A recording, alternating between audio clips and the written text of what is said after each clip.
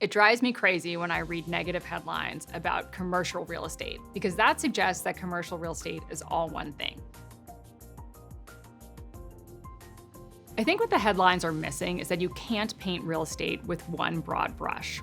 In fact, we're seeing the greatest dispersion in performance of our entire careers. So logistics and data centers, student housing are generating record levels of demand, which is leading to strong cash flow growth, strong rent growth. On the contrary, you have the traditional office sector where you're seeing near record levels of availability because those office assets are not meeting what tenants want today.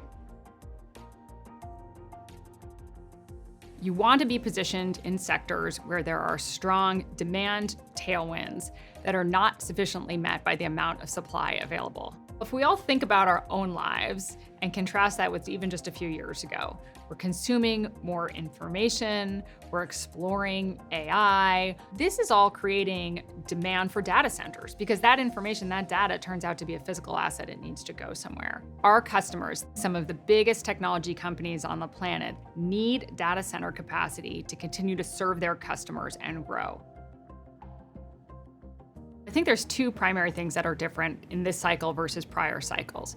One is we never saw the excessive levels of new construction that can sometimes lead to headwinds when there isn't enough demand to meet it.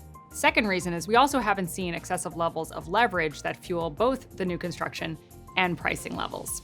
We've lived through 3 sharp downturns in our history: the dot-com bubble bursting, global financial crisis, and most recently, COVID.